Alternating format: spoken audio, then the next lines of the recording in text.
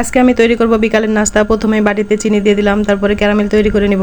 Caramel তৈরি করতে আলাদা একটা পাতিল লাগে, আমার ধৈর্য নাই এত কিছু করার, সেজন্য বাটিতেই ক্যারামেল তৈরি করে নিলাম। এই তো ক্যারামেল তৈরি হয়ে গেছে, এখন আমি রেখে দিব বাটিতে সেট করার জন্য।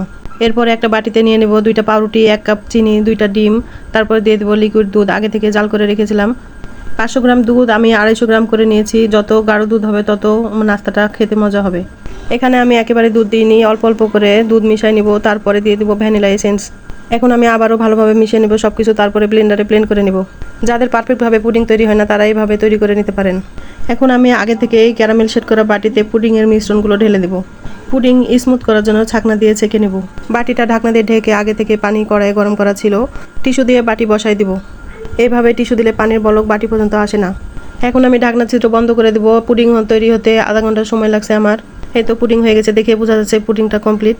আমার কাছে কোনো কাঠি নাই, না হলে দেখাই দিতাম। এখন ছুরি দিয়ে পুডিংয়ের চারপাশ আলগা করে নেব। পুডিং গরম অবস্থায় ঢালা যাবে না, গরম গরম ঢেলে নিলে পুডিং ভেঙে যাবে, সেজন্য ঠান্ডা করে তারপর ঢালতে হবে। পুডিংটা দেখতে যেমন সুন্দর হয়েছে, খেতেও তেমন অনেক মজার হয়েছে। যাদের ডিম দুধ দিয়ে পারফেক্টভাবে পুডিং তৈরি হয় না তারা এই ব্রেড দিয়ে পারফেক্টভাবে পুডিং তৈরি করতে পারেন এই রেসিপি দেখে।